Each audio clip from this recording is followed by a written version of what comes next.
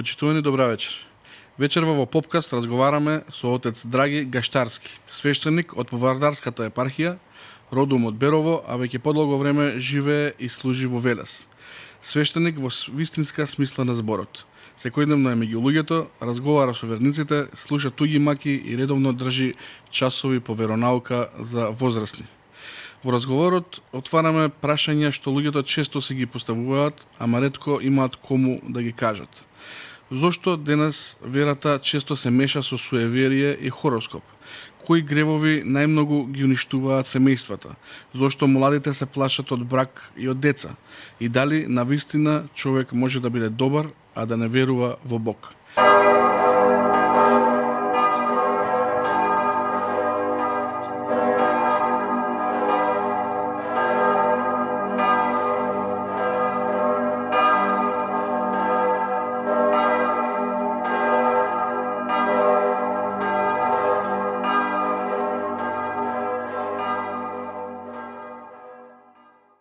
Оче, драги, добар ден и ви благодарам што сте денеска тука во нашето студио во емисијата Попкаст. Нека е добар денот и благодарам на поканата. Ајде да почнеме од почетокот, од вашата лична приказна. Вие, како што кажав во најавата, сте служите и живеете во Велес, во црквата Успенија на Пресвето Богородица, но родом сте од Берово, ако не се лажам. Како го поднесовте тој трансфер од тој дел на земјата на овој дел сега, зашто и таму бевте свештеник и во Берово? Не. А не бевте? Не, во Берово сум роден, односно роден сум во село Русиново, едно од убавите села во Беровско. Кога завршив 8 одделение, дојдовме во Скопје, се запишавме на Средно богословско училиште, кој што е во Драчево. По завршувањето се запишавме на Богословски факултет, кој што исто тука, така да поголемиот дел од учивото вече си го поминав овде во Скопје. После тоа веќе кога завршив со студии, се оженив како таков. Пане ракоположија 2009 година. Од тогаш бев ме ракоположија во Неготино, бев на пракса во Кавадарци.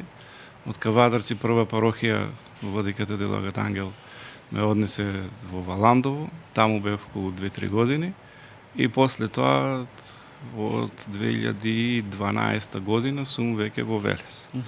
Така да селењето на мене воопшто не ми е проблем, како што велат секаде земја Господо.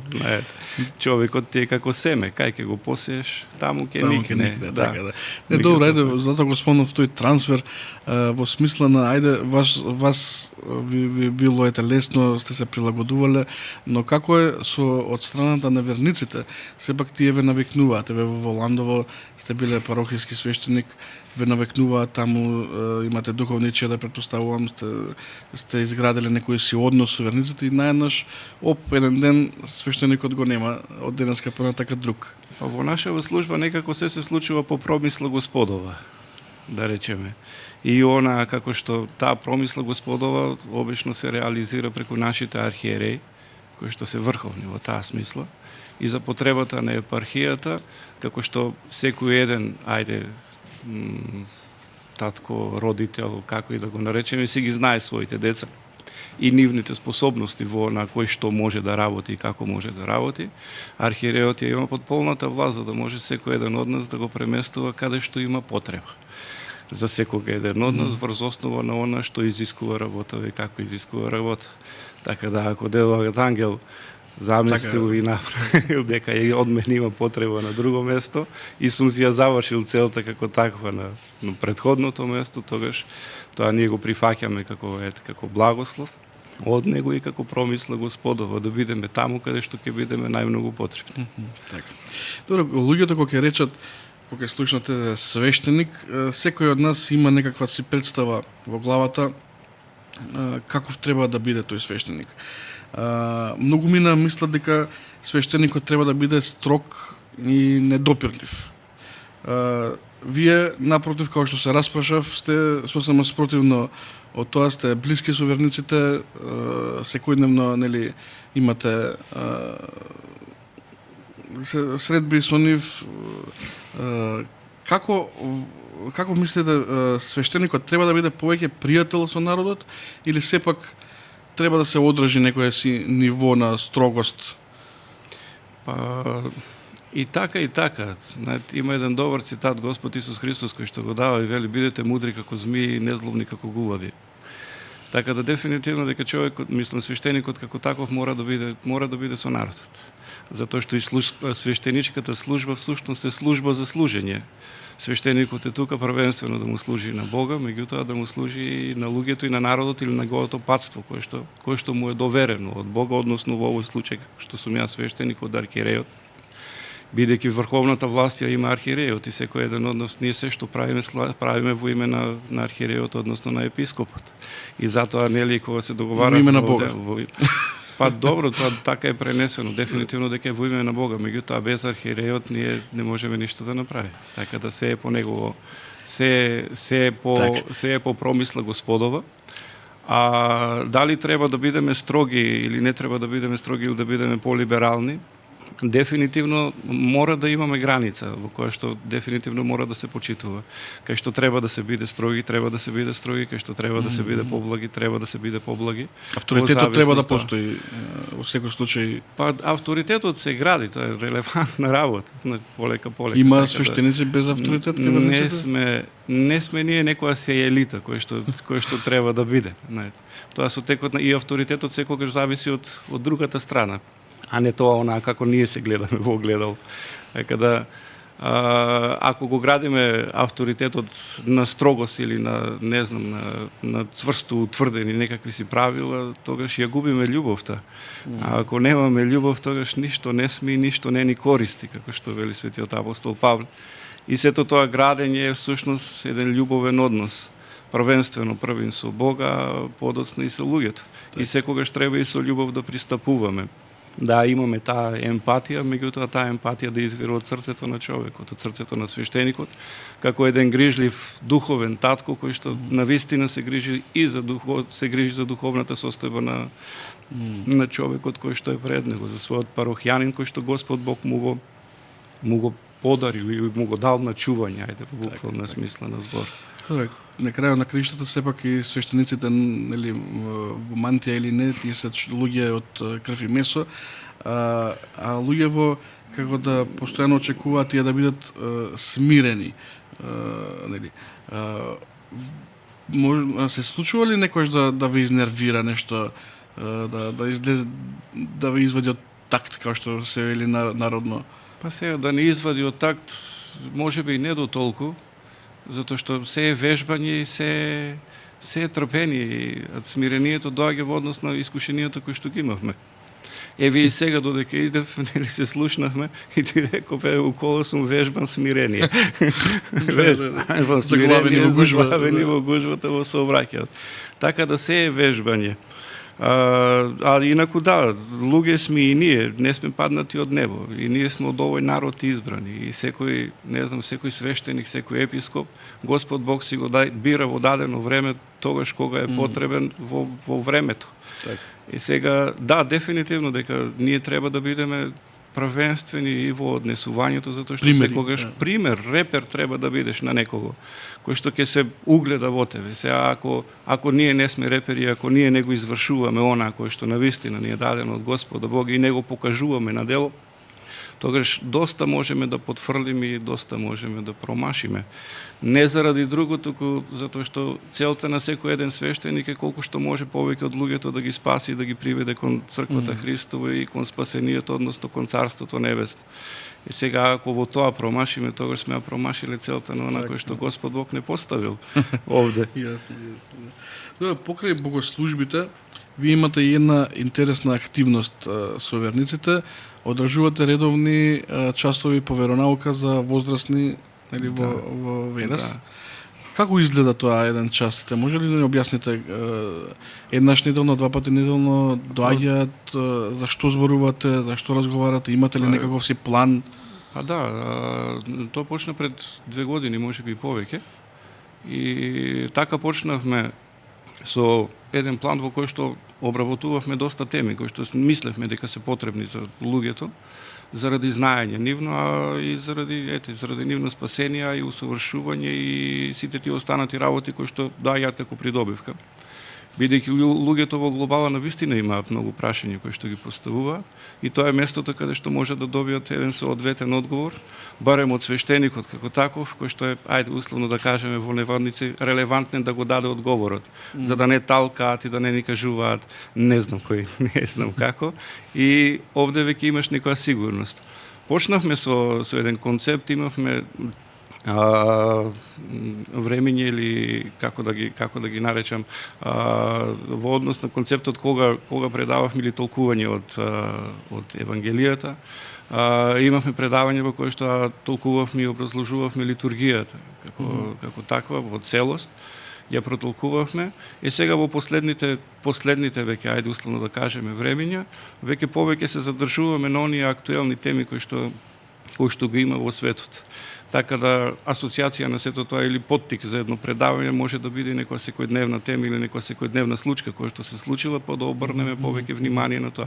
Ако имаме нешто во секојдневието кое што е поврзано со семејството, тогаш дефинитивно одиме со предавање. Моето последно предавање беше за православниот брак и за семејството, како такво. Значи нешто сличен концепт како емисијава моја. Па да, така да речем. И има луѓе, слава му на Господ, да. Има заинтересираност, млади. Има и млади, посебно во последно време, во последно време веќе повеќе доаѓаат и слава му на Господа.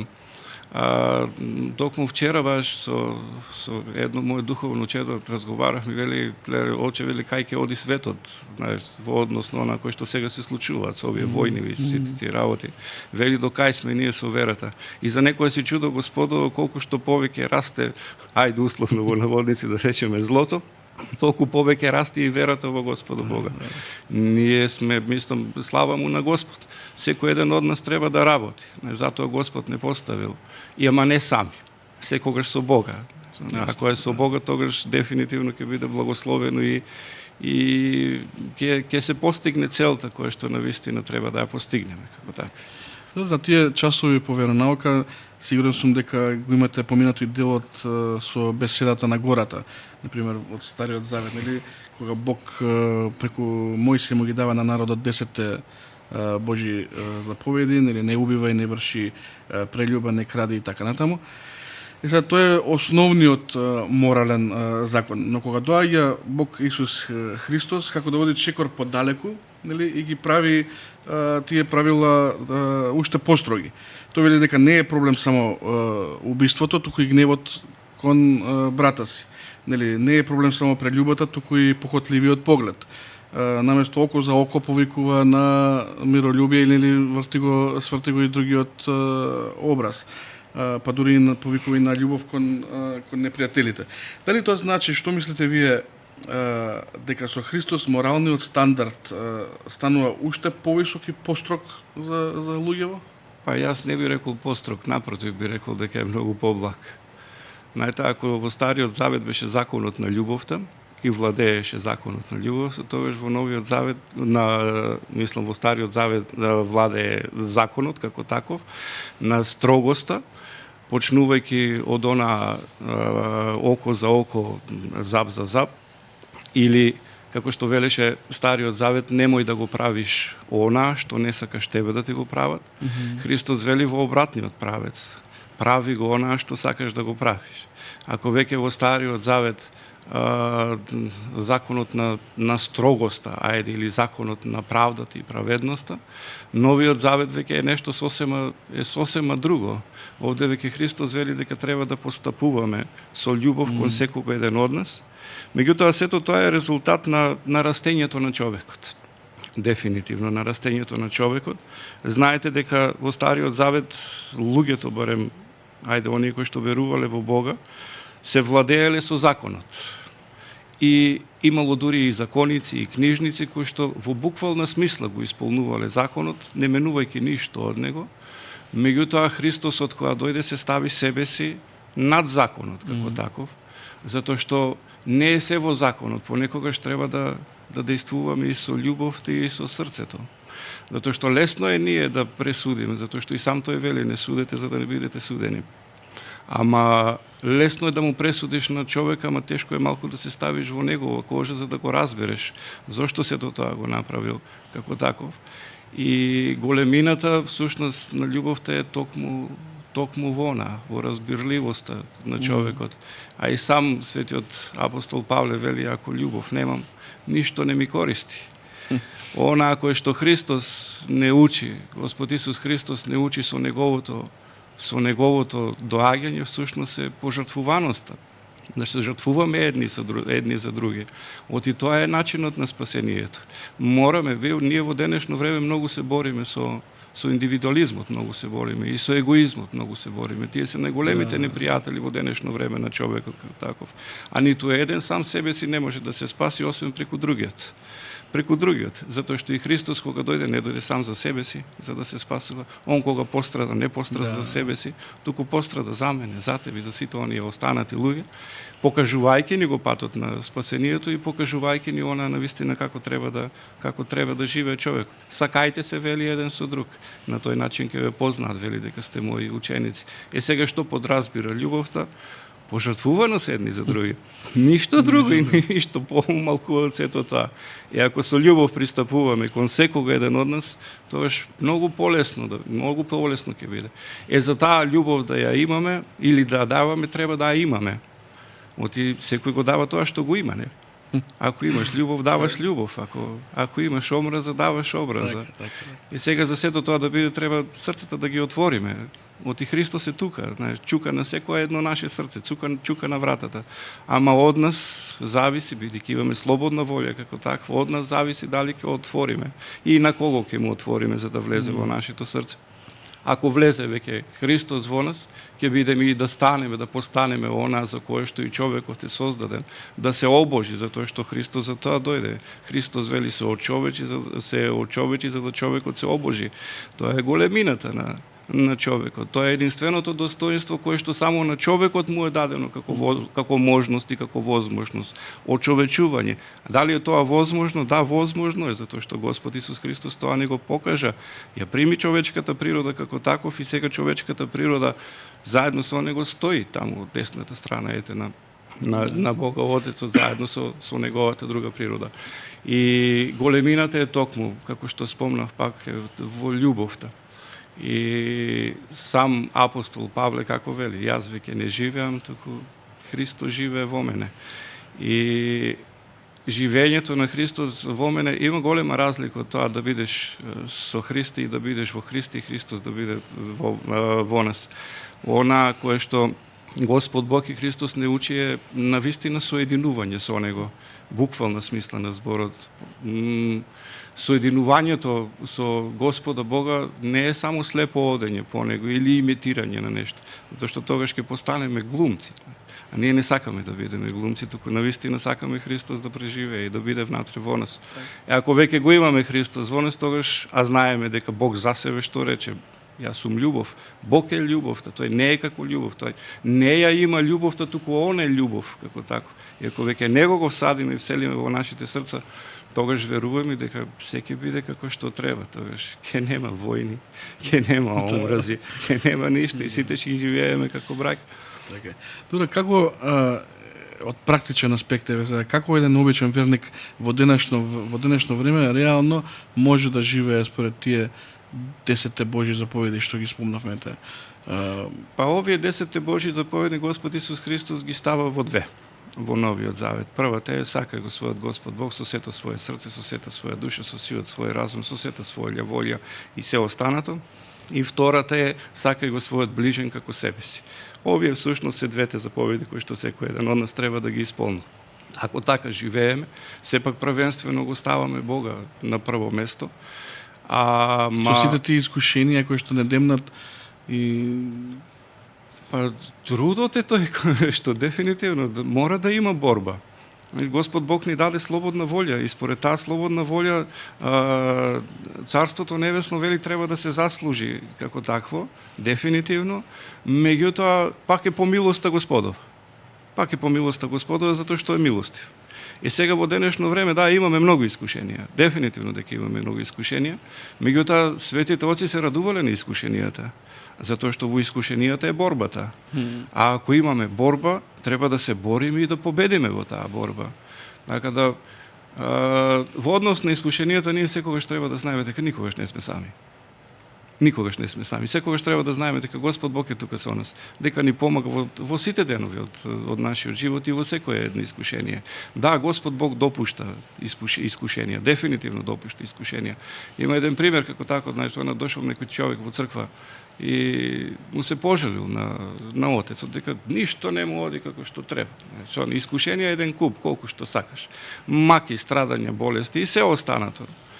И го сослушал свештеникот и му рекол, вели, ајде, вели, сега отиди си дома, ама треба да ме послушаш нешто. Вели, како да не те послушам, сега те послушам, се што ќе ми кажеш, тоа ќе направам. Вели, отиди си дома, земи еден бел лист и напиши, вели, на листот, ќе помине. И закачи го, вели, листот некаде, дали во ходникот, кај што носто поминуваш. И вели, а отец, вели, така направи го, вели. И така и направил. Се вратил после известно време, навистина се поминало. Се помилува, со помош на Господа навистина се помилува. Понекогаш треба да оставиме и на времето. И во совет со свештеникот радосен тој бидејќи се направил како што треба и се испаднало како што навистина треба. Вели, понатаму вели сега што да правам? Вика, се што сакаш прави, вика, само листот немој да го тргаш. Оти вели, тоа ќе помине. Листот немој да го тргаш, оти тоа ќе помине. Оти тоа е во нашиот живот. Да. Мораме да се трудиме и мораме да се бориме. Го запрашал еден старец колку му било тешко тука и вели, да, многу ми е тешко, вели. Ама вели, се борам тука затоа што знам дека оваа тешкотија тука на земјава ќе помине. И вели, ако веќе бирам за кај да ми биде тешко, дали тука или во идниот, вели, живот, тогаш навистина бирам тука, затоа што знам дека ќе помине. Така. Денес многу работи се преселија на интернет, па дури верата е така ќе кажам, се создава впечаток дека луѓето се повеќе побожни на социјалните мрежи отколку што доаѓаат в црква на литургија. Што мислите вие за таа интернет побожност? Па јас не гледам тука побожност. Не гледам тука побожност, меѓутоа гледам средство. Кое што средство може да биде еден добар поттик за секого еден од нас да се обрати кон Господа Бога. Оти знаете, душата наша е жедна и секогаш сака и бара да јаде.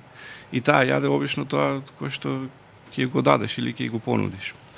Понекогаш да, интернетот е интересна работа, може да се ползува. Немаме ништо против ние, ниту технологијата, ниту тоа и ние ја ползуваме и слава му на Господ што Господ допушти за да ја има како таква. Меѓутоа, дефинитивно треба да бидеме внимателни, оти таму се сервира се и се што како такво. И сега Вклучително сега и вештачката интелигенција. Подклучувајќи и вештачката интелигенција, сметајќи и незе како полезно средство, ајде, кое што може да се употреби за некои си цели. Ако се сеќавате пред некој време еден јеромонах од Преспанско Пелагонеска фрли анатема дури на оние кои што ја користат вештачката интелигенција или ковид вакцините. Па јас не би бил тој кој што треба да дава своје мислење за тоа дали некој што е направил. Ова анатема која што се фрла или синодиктот кој што ние го читаме во првата неделата на православието од Великиот пост, самото свое си има свое име, тоа е синодикт, значи донесен или од некој синод или од некој собор. Во ова смисло ова се прави во првата недела во чест на победата на иконоборството и во чест на вселенските собори. И оние анатеми кои што се фрлаат, тоа е се фрлаат обично на догматски во она поврзани со догматиката и на догматски работи, односно на догми или на погрешни учења кои што се засноваат, ама одат против догмите и против учењето на црквата. Так. И анатемата всушност е своевидно одстранување или одлачување. На времето светите оци мислам дека и народот и беше построг. Таа сметаше дури и како проклетство кое што се фрла. Меѓутоа не би рекол дека тоа е едно своевидно проклетство, затоа што човекот додека е жив има можност за покаяние. И сега во оваа смисла црквата никогаш не го осудила човекот како таков, туку го осудила или учењето или зборувањето. И во тој синодикт кој што се чита, обично да се фрлаат, ајде условно да кажеме во наводници анатеми, врз сите лажни учења, врз бајачи, врз гатачи и врз сето она кое што може да наштети на човекот како таков или не е веќе во не е во телото на црквата. Туку е некое си страно тело, да, некое си страно тело, кое што е со тенденција за да навлезе во црквата на тој начин. Меѓутоа, како што знаете и нашето тело, ако нешто страно влезе во нас, па макар било тоа едно трнче, како такво телото само ќе си го отфрли. Е така да овие анатеми се прави во споменете на тој собор, меѓутоа се донесени во буквална смисла, значи се донесени од соборот на архиереите или од соборот на црквата. Првенствено, значи, во тој синодикт е зачувувањето на верата да биде чиста и непострамена, а дури на крајот се оние работи кои што произлегуваат, односно кои што се осудуваат како неточни или лажни учења. Е сега во однос на вештачката интелигенција, сепак јас лично, а мислам дека и црквата таква, тоа е едно вид на средство кое што да, може да послужи. Меѓутоа се е добро додека не е претерано. Додека е корисно. Додека е корисно, да. Што велеше свети апостол Павле, се ми е позволено, ама не ми е се корисно, како така. И може да се користи, ама пак до одредени цели, до таму до каде што навистина треба. Како и да, суштината на сето тоа е да не станеме робови на нив. Тука е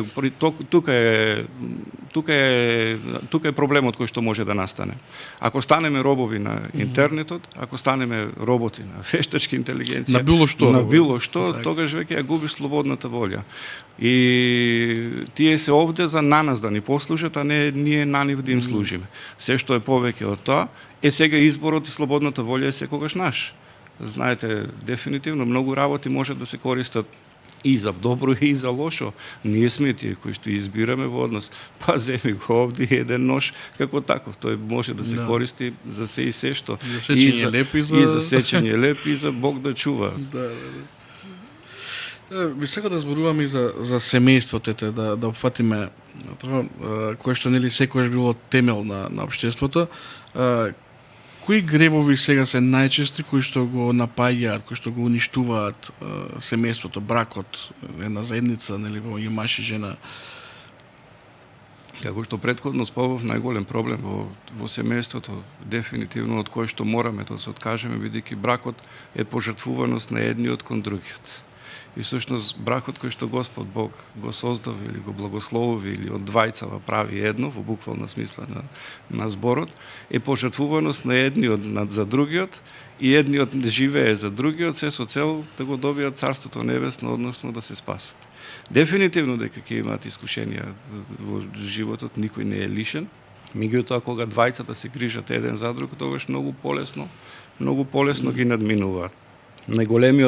Најголемиот непријател на бракот и на семејството, како што споднав, е дефинитивно индивидуализмот и егоизмот. Во бракот веќе не сме един егоизам, тогаш веќе јас не живеам за себе си, туку живеам за сопругата моја и сопругата моја не живее за себе си, туку живее за мене. Затоа што сам свети апостол Павле вели ќе дојде денот кога мажот ќе се одвои од родителите своји, од мајката и од таткото свој и ќе се прилепи вели до жената своја и обата вели веќе ќе бидат не двајца, туку едно, затоа што се соединети во едно тело. Бракот не е ништо друго освен соединување на онаа кое што Бог претходно раздвоил. Знаете, создавањето на човекот како стана. Господ Бог го создаде Адам како таков и од неговото ребро кое што е блиску до срцето, не е залудно земено овде од срцето, не е земено од главата или од нозете, кој е земено тука блиску до срцето. И од тоа ребро ја создава една Ева И буквално во буквална смисла бракот е соединување, односно враќање на ребното и направување на тој единствен човек кој таков треба да живеат. Имаат во денешно време одвоеност од себе, како што спомна во денешно време, не треба многу да се мисли само за себе си, туку и најбитна работа од сето тоа е да си ги видиме приоритетите во животот. Не можеме да ставиме приоритети дефинитивно ниту на работа, ниту на се останато, ниту на материјално. Секогаш приоритет треба да ни биде сопругата, затоа што и самиот збор сопруга е одење заедно, значи сопруга заедно како шините на возот. Тоа е од таму и доаѓа зборот како таков. И она кој што двајцава сопружници треба да го направат е да си стават приоритети. На мажот приоритет секогаш да му биде сопругата, децата, односно семејството, исто тоа и на жената. Ако веќе сега има еден проблем тука кој што може би тоа и го прават, меѓутоа не можеме да го извадиме Бога надвор од тоа. Ако Господа Бога го извадиме надвор од бракот и од семејството, тогаш навистина ништо не сме направиле.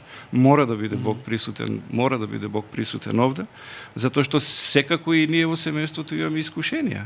Имаме искушенија кои што секојдневно не напаѓаат. И во тие искушенија, навистина ние треба да вежбаме и трпение, и смирение, и се останато, ама смирението не е ладнокрвност. Смирението е една голема борба која што се одвива внатре во тебе. И за да го добиеш тоа смирение и тоа трпение, бидејќи не може сам со своји сили, многу е битен моментот во дадените такви искушенија да се повикаш на Бог. Да застанеш, да се прекрасиш и да речеш Господи, дај, помогни некако да се Тие искушенија често не носат и кон гревот, да направиме грев, но што е со легализирањето на гревовите? Од таа гледна точка, што се случува кога човек веќе не е свесен за собствениот грев, не ни го смета како грев и продолжува да се го прави? Па сето тоа пак ќе кажеме заради отсуството на Бог. Заради отсуство на Бога, ама не заради тоа што Господ Бог се тргнал од нас, туку заради тоа кој што и претходно ти спомнав, ние не сме го пуштиле внатре во нас. Легализирани гревови нема гревови. Меѓутоа себе оправдание речиси и повеќето има. Јас обично им велам на моите духовни чеда, посебно кога доаѓаат на исповед, им велам кога доаѓате на исповед, немојте да идете како адвокати своји. Се браните еден од друг. Оти човекот за се може да си најде оправдување. Ама оправдување за гревот нема, посебно извршениот, таков. За се може да си најде оправдување од било кои причини и да рече заради тоа го направив, тешко ми беше, не знам што, не знам како. Туку им велам наместо како адвокати, доаѓајте на исповед како судии. Оти тоа ни е тоа потребното, кое што навистина ќе ни биде од Господа дадено, познавајќи го и осознавајќи го гревот во себе. За да човек дојде да го спознае гревот, му треба покаяние. Покаянието може би понекогаш ќе дојде само од себе, меѓутоа е работа која што треба да ја измолиме од Господа Бога и да се молиме Господи Боже, дај ми покаяние, бидејќи понекогаш како што и ти сам спомна, ние не сме ни свесни каде грешиме и што грешиме. Тоа е веќе кога ќе дојде покаянието. Покаянието не е ништо друго освен едно духовно огледало, кој што Господ Бог ќе ти го даде пред тебе, за да можеш сам себе си да се согледаш. Да се согледаш и да се видиш кај си погрешил. Оти ние обично грешиме на ситни работи. Оти ситните се работи кои што во буквална смисла ни прават поголем проблем отколку големите. Оти големите гревови кога и дае од било кои причини човекот, ние сме луѓе. Не е страшно човекот да погреши. Навистина не е страшно. Не е страшно да падне. Тоа не е страшно. Воопшто не е страшно.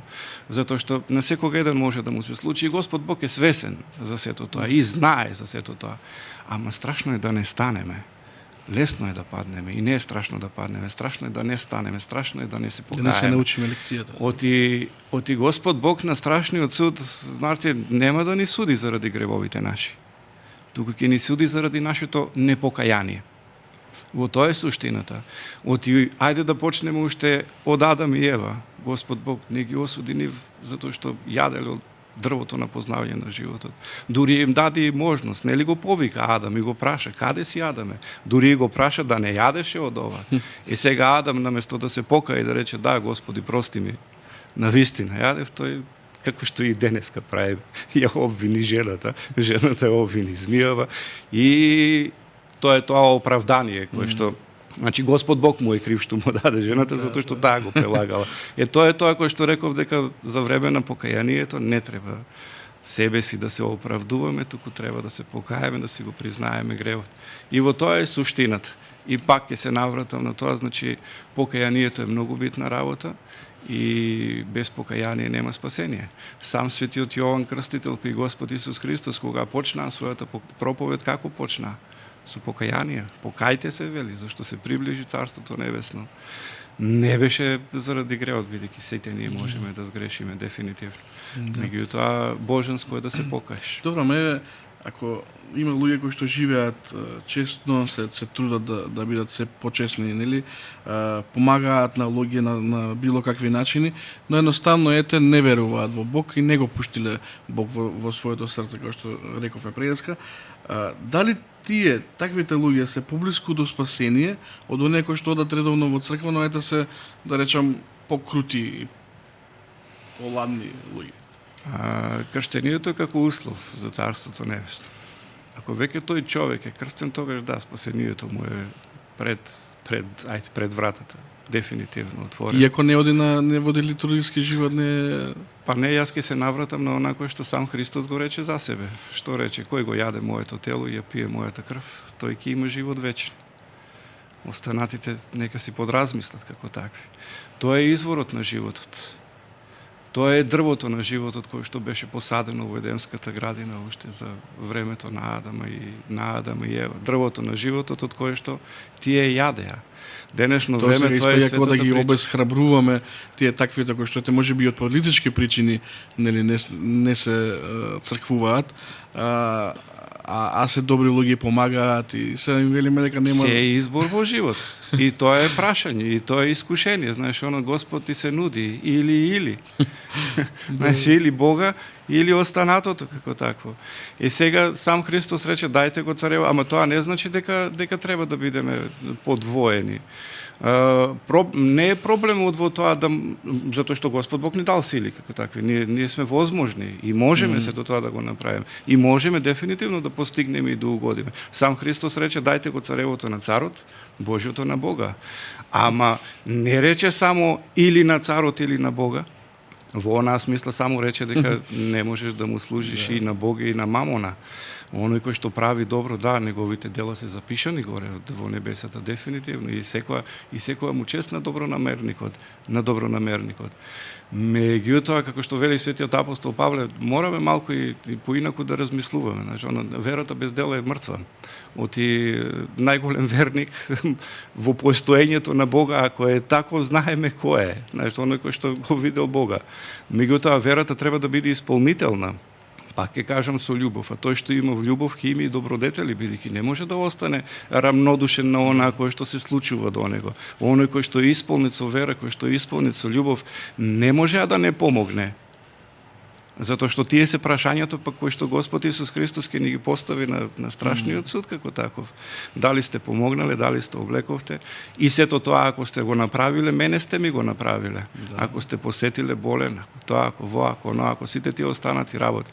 Така да тие се прашањата на кои што треба да одговараме. И дефинитивно тоа треба да оди едното со другото.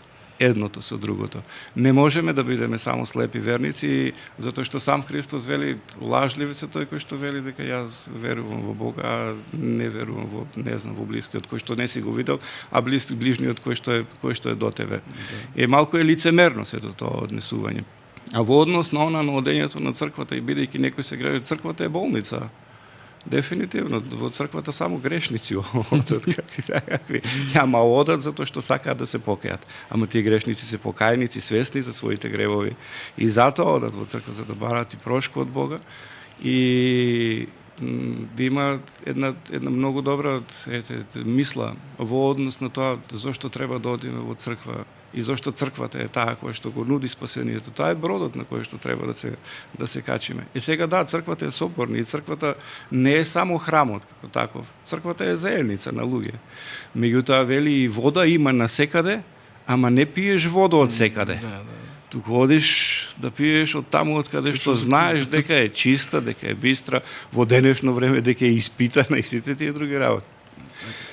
Во нашето општество Имаме друг еден проблем, нели, каде што верата се меша со суеверието, односно обратно.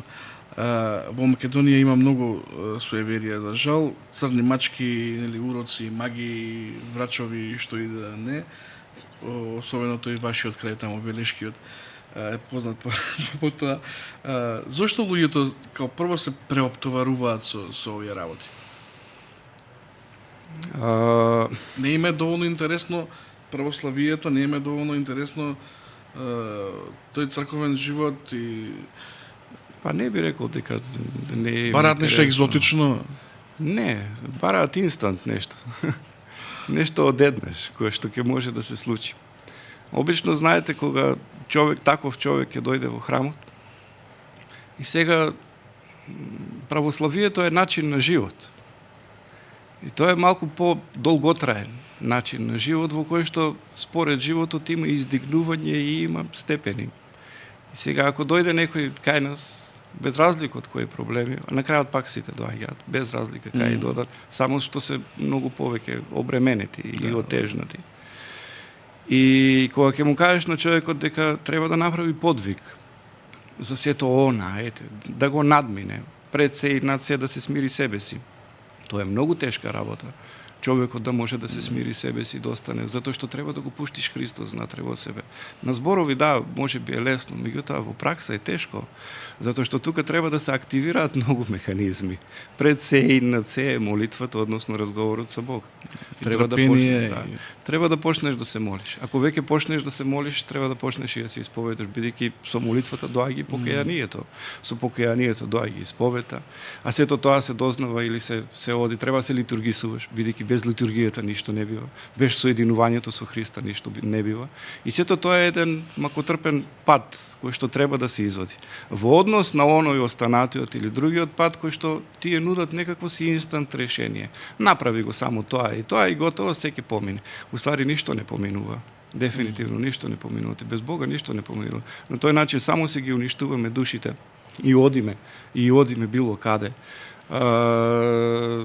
Отргнувајќи го или ставајќи го Бога. Не наоѓам замерка на луѓе. Луѓето сето тоа не наоѓам замерка. Нека не ме сватат погрешно. Луѓето сето тоа го прават од мака. И ние ги разбираме и сочувствуваме со нив. Ама не можат да разберат дека со одењето таму си нанесуваат уште поголема штета и уште поголема мака. Дефинитивно. Не може еден човек кој што... Зошто не можат да разберат? Вие не можете да ги убедите во спротивното или тие кои што се од другата страна ги убедуваат дека... Мораме да почнеме многу подалека. Знаеш, отец Николај има една Охридскиот. Има една многу убава порака и вели вака: научи го, вели, човекот како треба, во иднина, вели, тој самиот ќе знае како не треба. Во глобал и во суштина е сето тоа. Ако верата на човекот се пренесува и ако тој не затаил со напредувањето свое во верата од самото свое крштение, почнувајќи од семејството и од домот, од таму се треба да почне како такво. Ако родителите мои или негови го научиле, го воспитале. Ако кумот како таков кој што има духовната одговорност кон тоа дете, си е завршил работава во наводници онака како што треба, го научил тоа дете, му е всалил и му е зголемувал благодат од ден на ден. Ако тоа дете или како човек кој што подоцна ќе пораснал, веќе го има всадено Христос, тој нема да оди да бара помош од никаде од друго место, освен од Господа Бога или од Мајката Божја како таква, која што е наша најголема заштитничка. Затоа пак ќе повторам, ако ние ги научиме луѓето како треба, во идни на самите тие ќе знаат како не треба. Лошо е она кое што се случува и за волја на вистината ние имаме доста такви, ајде да ги наречеме повратници, бидејќи биле онаму. И има и војни кои што водат и ваму и таму. Па има. Тоа е најмала рака блудност, може да се нарече? Па не, она е кој што Христос не предупредува, не можеш и на Бога и на мамона да му служиш. Не можеш. Ама луѓето пак ќе кажам, отсуство на вера е тоа, отсуство на Бога. како што претходно ќе се спомнам. Ако некој го има Бога во срцето, небитно какво и да е искушението, верувајте ми, се надминува. Се надминува. И пак ќе се навратам на ова, секој искушение и секоја работа која што ни се случува во животот, без разлика каква и да е во нашите очи, во нашите срца и колку и тешка и да е, ќе помине. Суштината е во истрајноста.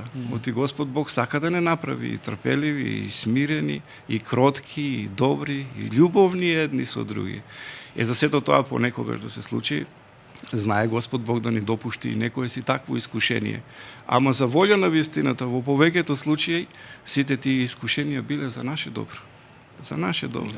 Затоа што Господ Бог на тој начин ги привел кон себе. Ја зајакнал верата нивна внатре во себе. Тие му се отвориле на него, дошле, паднале, клекнале, се молеле. Иако претходно, ајде условно да кажеме, можеби тргнале по погрешен пат. Затоа е многу битно да има духовник човекот. Многу е битно да има духовник човекот, затоа што духовникот ти е вид своевидна навигација, која што се грижи за тебе. Да, една своевидна навигација која што се грижи за своето духовно чело, за да не застраниш. И не е страшно и ако застраниш, ама ќе ти биде повеќе километража. Пак да се вратиш назад. Да, ќе ти најде, ама малку поголема километража. Отколку онаа со која што требало да стасаш. И плюс се грижи за тебе во духовно смисла. Многу е добро кога имаш некој кој знаеш дека се моли за тебе. Многу е добро. И многу е добро кога знаеш дека се што правиш со благослов. Многу е добар зборот и утехата кој што ќе ти дојде од духовниот татко, па без разлика што и да направиш, и кога ќе ти биде тешко, имаш на кого да се јавиш. И најлесното од сето тоа е, доволно е само да го слушнеш и да ти каже, не се секирај, ќе помине. Знаеш, кој охрабрување е тоа? Многу големо охрабрување. Јас знам сето тоа и по мене лично, а и по моите духовни чеда. Знаеш, понекогаш ми се јавуваат некои, само ми велат, отец, само гласот да ви го слушнам, некако, не сум баш како што треба, ама вели секојаш вака кога ќе ве слушнам, некако ми тргнува, ајде условно да кажеш. Тоа е благодат, тоа. Немам никаква врска тука јас сум еден обичен грешник, како и сите останати, ама благодата е таа која што тропање всушност е на вратата. Го молиш Господа, Господ е несебичен. Тој одма дава, ама треба со чисто срце да дадеш. Така да погрешен е патот и погрешно е размислувањето на оние кои што ете одат дали по бајачи, дали по гатачи. Не е добро во буквална смисла на зборот, само ги залажуваат и уште повеќе полошо си прават. Нека не одат ете како совети, како апел. Дојдете си во црква, оти и бајачите и гатачите, ништо друго не ви прават. Туку ќе ви кажат ајде отидете во црква, не знам, однеси зејтин, однеси не знам што, направи тоа, направи она, крени панагија или тоа или ова. И ќе дојде тука и се препознаваат. Веднаш се препознаваат. Како што и претходно спомнав, онаа страното се позна од другото. Дефинитивно се препознаваат. И ние се трудиме, познавајќи ги, ние се трудиме и да им објасниме, се трудиме да ги прифатиме со љубов. Сега тука доаѓа онаа кој што претходно го спомнавме, како ќе го прифатиш човекот, дали со строгост или со љубов. Ако е со строгост, а ние сме сите различни карактери, како свештеници, знаеш, некои сме построги, некои сме поблаги, како такви. Ама како ќе го прифатиш човекот? Ако дојде тој и веднаш му се развикаш зошто одел таму или не одел таму, а нема да влезе. Ама ако го примиш со љубов и со разбирање, и му укажеш, и седнете, и заедно се помолите на Господа Бога, а Господ Бог, верувај дека сите луѓе сака да се спасат. Мислам, Господ Бог сака сите луѓе да ги спаси. И тој си наоѓа свој начин на кого што ги доведе во црквата. Сепак има едно прашање кое што луѓето си го поставуваат со векови, тоа е ако нели Бог е љубов, како што рековме, зошто во светот има толку страдање и толку неправда? Зошто?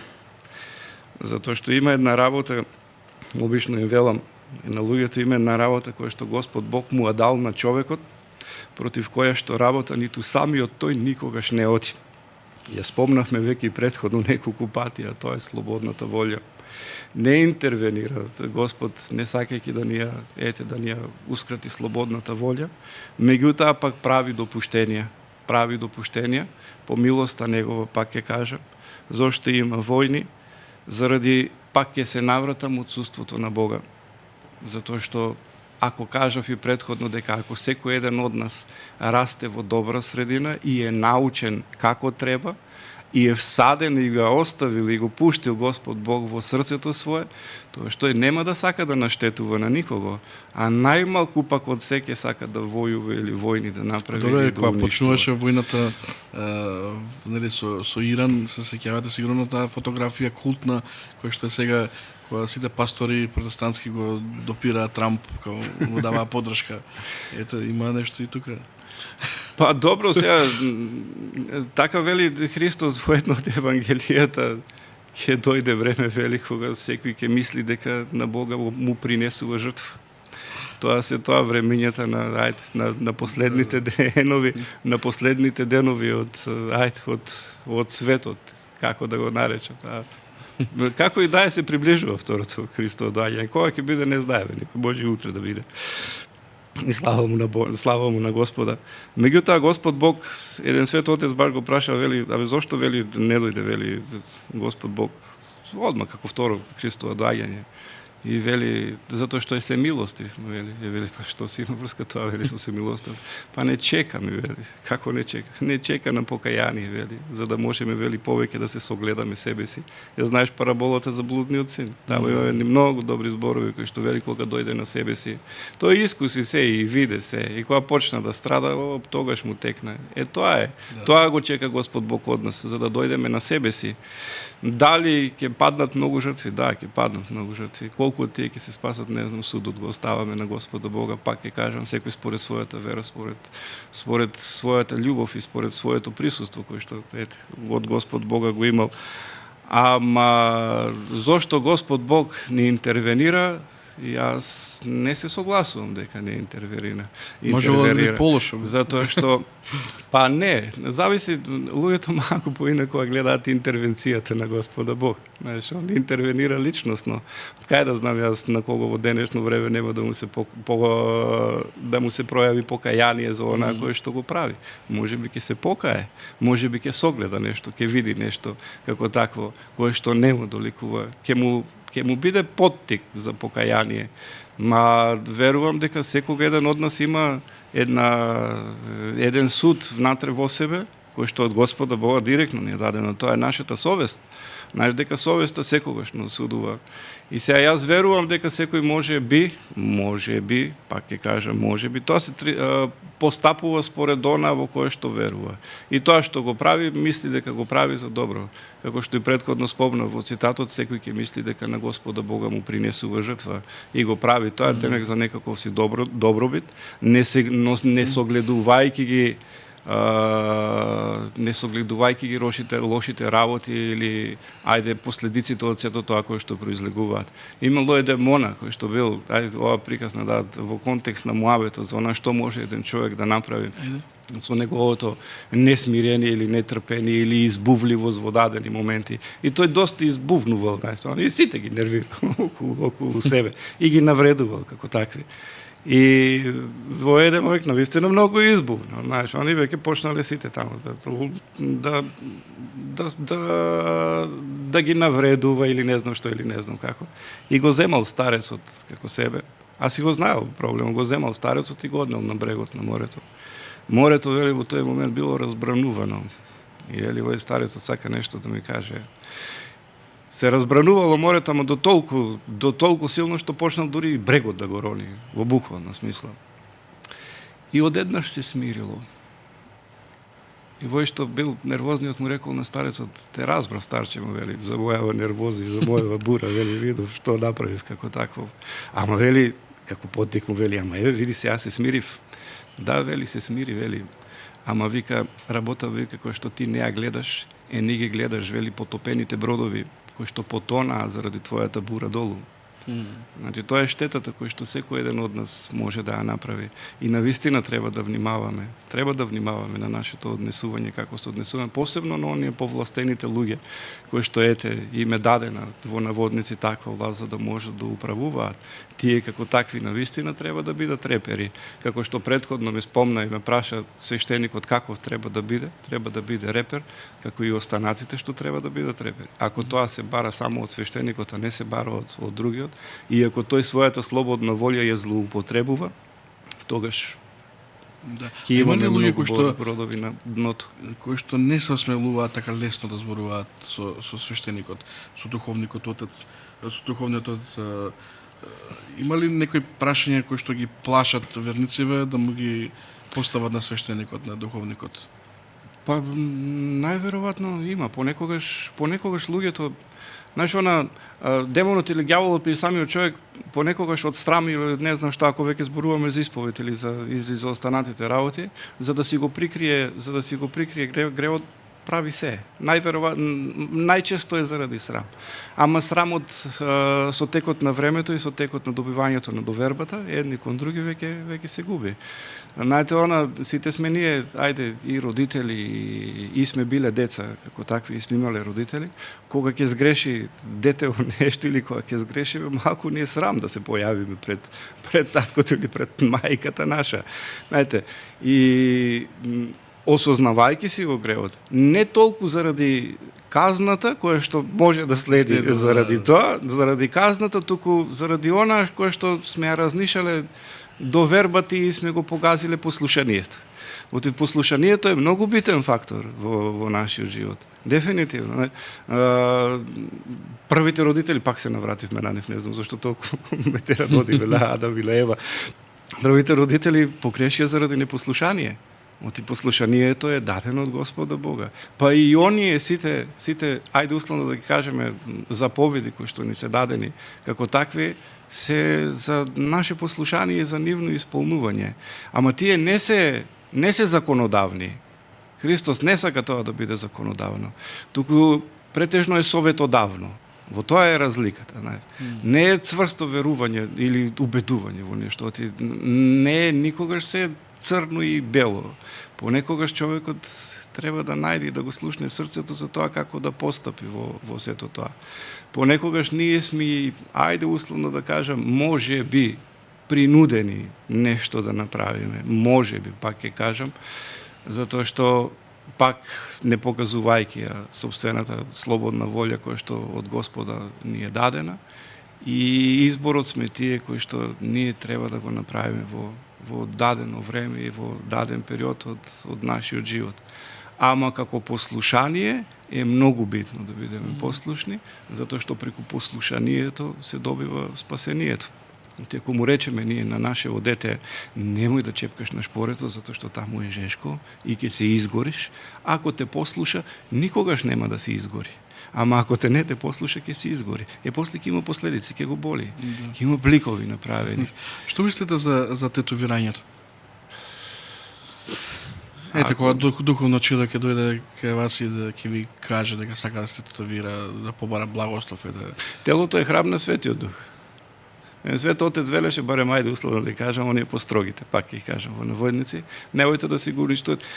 Суштината е дали е потребно или не е потребно. Ако ти чувствуваш која е потребата, ако чувствуваш потреба, тоаш кажи ми потребата, зошто тоа ти е потребно. Имаме простор за разговор, не во убедување за да не го направи.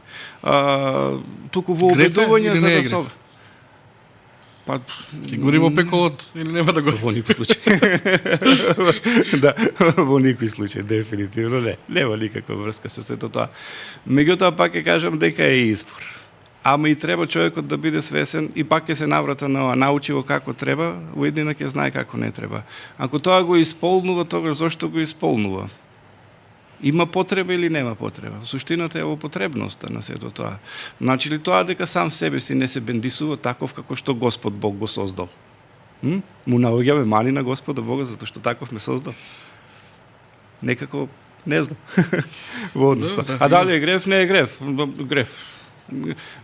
Не е грев до моментот, но оддалечување гревот е оддалечување од Бога. Дефинитивно. Тоа представува.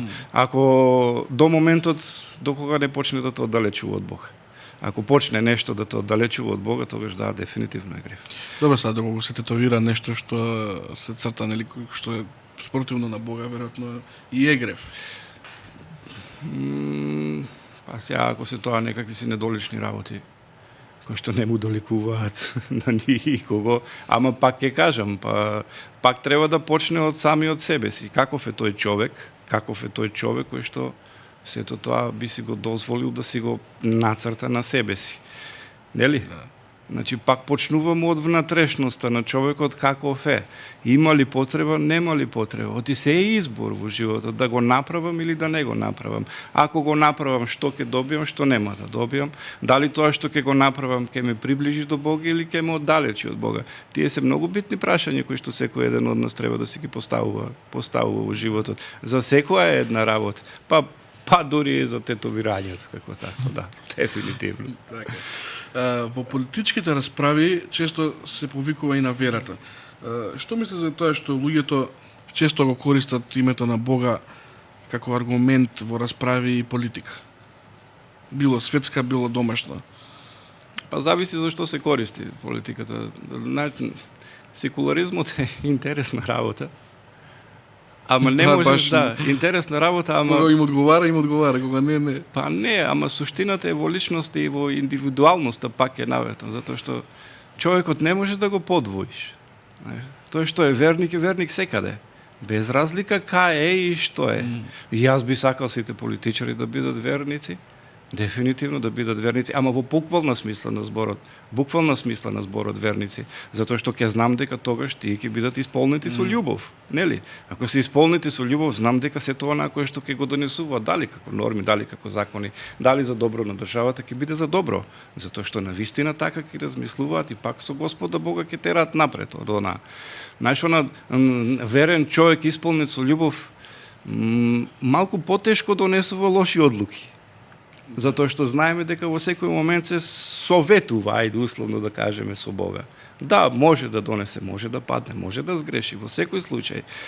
Меѓутоа, зошто се повикуваат, па нека се повикуваат, ама добро, за да не го злоупотребуваат. Да не го злоупотребуваат во никој смисла.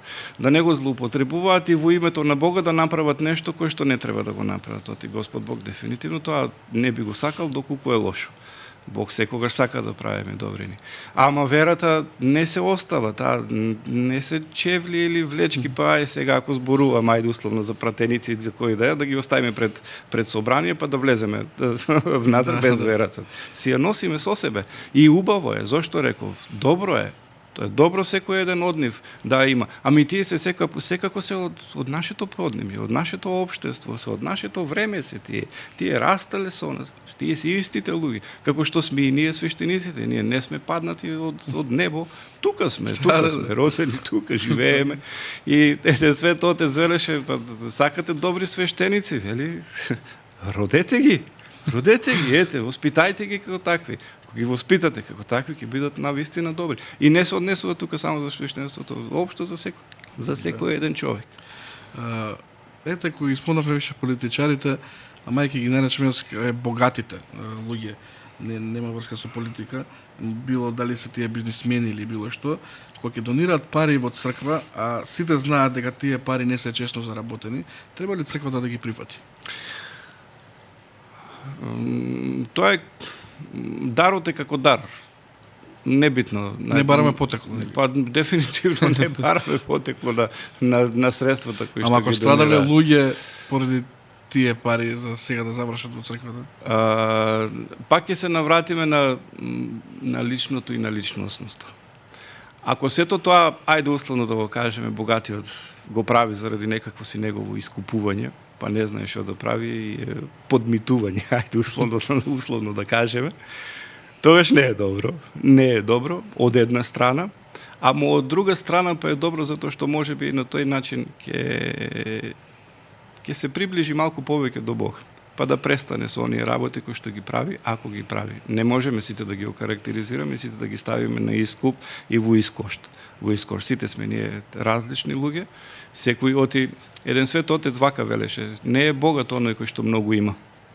Богат е оној на кого што малку му треба. Сега има неколку односи ние кои што ги градиме со Господа Бог. Првиот однос е оној робовскиот однос или робски однос. Знаеш, оно како Господ е некој ваму горе од озгора со камшикот и ние сега се плашиме и се што ќе каже тој, демек треба да го направиме, тоа од страв, тоа е таков однос, некако се да. А не е стравопочит, не е страв, тоа е страв. Две различни работи се стравопочит. Стравот Божи, да, дефинитивно, ама стравот Божи е подкрепен на љубовта. Тоа нема никаква врска. Вториот однос е наемничкиот однос во кој што во 90% сме речиси сите, тоа е односот на нати го дај ми го, на наемници. Знаеш, Господи, еве сега јас ова ќе го направам, ама ти дај ми го ова или не знам што или не знам како. Јас сега ќе постам за ти мене здравје да ми дадеш. Тоа е наемничкиот однос. И третиот однос е тој детскиот однос. Љубовниот однос кој што го градиме со Господа Бога. Тоа е тој кон кој што треба сите ние да се стремиме. Оти детето е секогаш извор на љубов. И сам Христос знае што му рече во разговорот на Никодим. Ако некој од вас не постане како дете, нема да влезе во царството небесно. Во однос на условно да кажем, на дарот кој што го даруваат луѓето во црквата, ние сме секогаш благодарни за тоа што таа црква како црква треба да живее од нешто. Треба да се градат и храмови, сите ти останати работи. И се што е поврзано со тој материјален свет. Меѓутоа верувајте дека црквата како таква никогаш не се грижи за материјалното. И незината основна и примарна цел е да се грижи за духовност. Онаа кој што претходно го кажа, пак е индивидуално човекот каков е, што е и кој му се намерите и каква му е намерата и за секоја едно негово доброчинство кое што ќе го направи. А од кај знаеш, можеби по Божја промисла, тој ги донел во црквата, а црквата ги разделила на сиромаси. Да биде како чудото кое што Свети Василий за Василица го направил. Никогаш, ама баш никогаш нема да се случи да биде одбиена таа донација од страна на црквата. Доколку се утврди дека потеклото не е баш арно. Па не знам, ние не сме имали таква ситуација сега. Не, општо збориме, не збориме.